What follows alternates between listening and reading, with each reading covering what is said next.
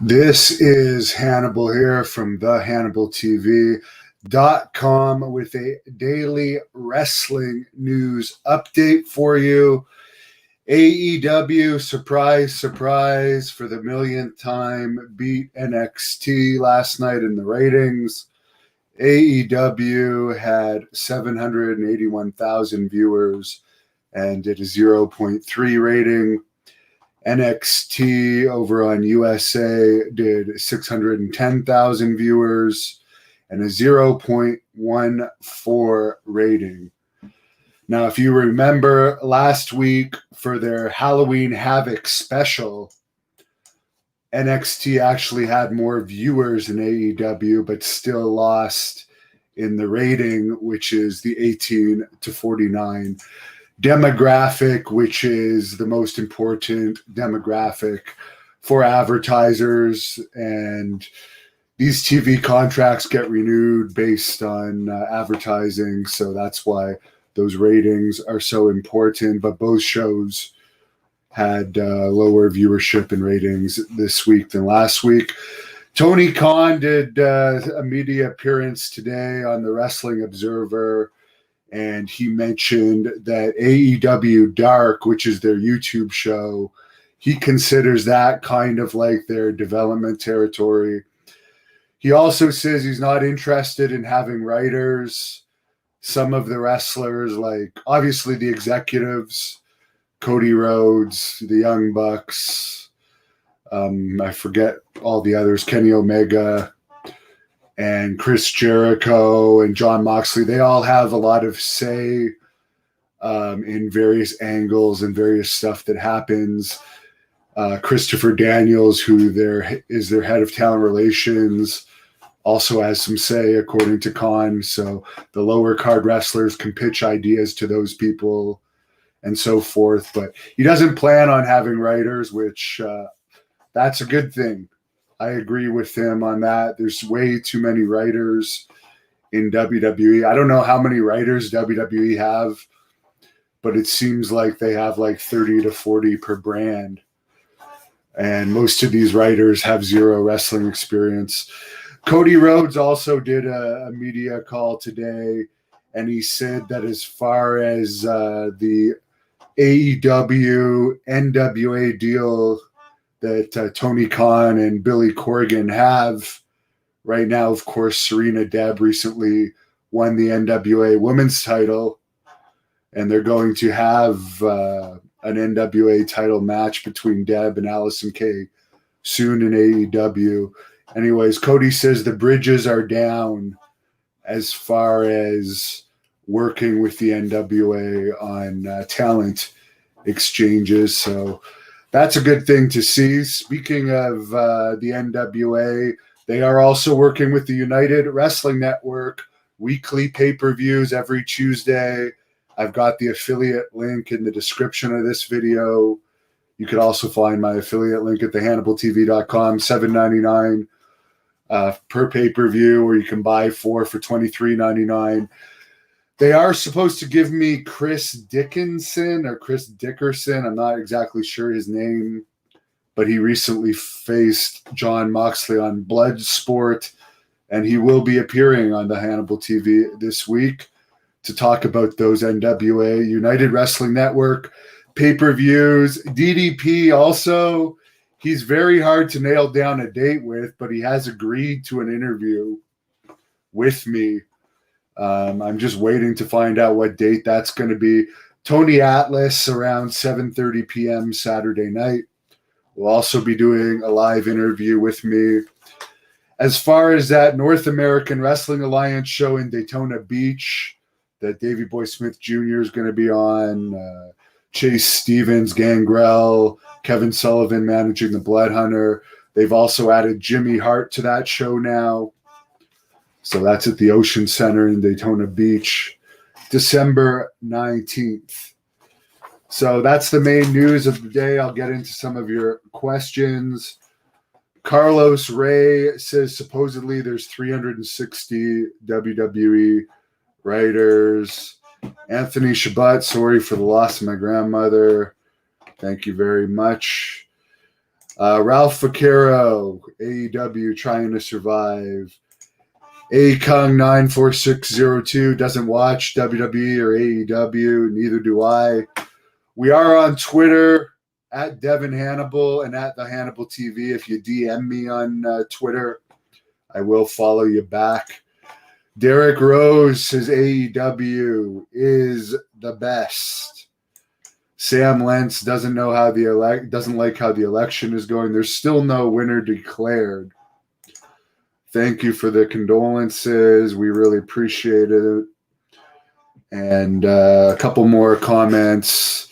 A Kung misses the old Worldwide Wrestling on TBS. Used to get off school and turn on TBS. Here comes the Road Warriors. He didn't like how Vince McMahon portrayed them. I really liked the Road Warriors. And we posted a clip yesterday of Bill Anderson, who trained the Ultimate Warrior, talking about his friendship with the Ultimate Warrior. And someone said, well, the Ultimate Warrior sucked. He's a terrible wrestler. Bill shouldn't be bragging about training him. He's one of the highest paid wrestlers of all time. You can't say someone's a bad wrestler if they've made millions and millions and millions and millions of dollars. It's not all about being Dean Malenko in the ring, who is extremely boring to me. I'm not a technical wrestling fan. Fake technical wrestling, I don't find entertaining. If I want to see technical grappling or something, I'll watch a real grappling match. I like the characters of wrestling, like the Road Warriors, like the Ultimate Warrior. Everyone's different, though. If you like the Lance Storm and Dean Malenkos of the world, great for you. The Big Bosfetti tipped me $5. Thank you very much. Put that towards some of my next interviews that I have coming up. I'm working. Who else do I have coming up? Bill Alfonso, Eric Watts. There's a ton I'm working on. Do I ever go to any wrestling shows as a fan? No. The last one I went to as a fan would have been in the year 2000. Would have been during the Attitude Era.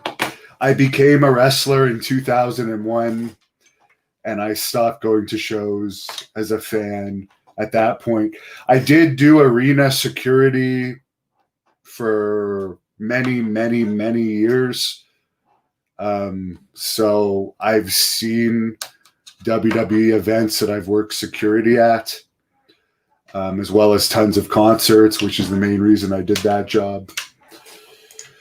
Steve says AEW has a good win-loss record, but gives said that win-loss records matter, but they give world title matches to newcomers like Eddie Kingston.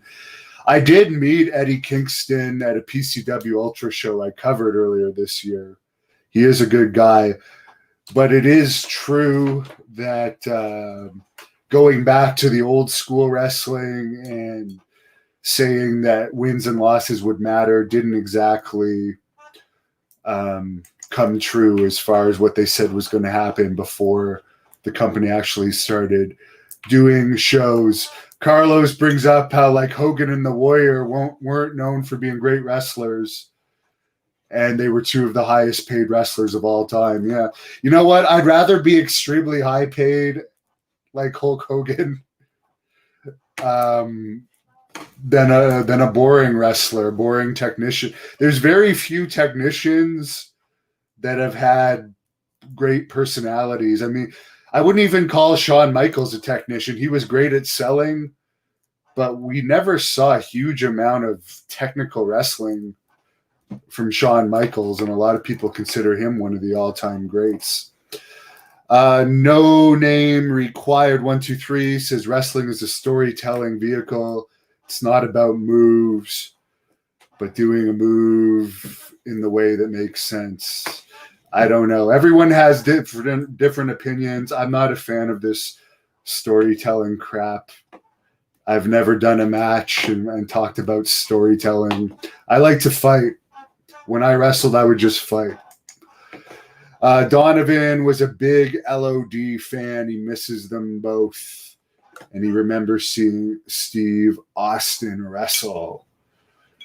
Sam says, great net wrestling needs the Carney rules. Carlos agrees with me. We are on Instagram at the Hannibal TV. Sam brings up that Hogan showed more wrestling ability in Japan in the 80s. Al Abe's in the Enigma Foxglove says DDP sounds like an old black jazz musician. Steve says instead of reading my kids' bedtime stories, he lets them watch WWE. It doesn't bore me as much as it does anger me seeing what wrestling has turned into from the wrestling that I loved as a kid. Do I remember Paul Bearer in TNA in 2002? No, I don't. I've never really watched TNA.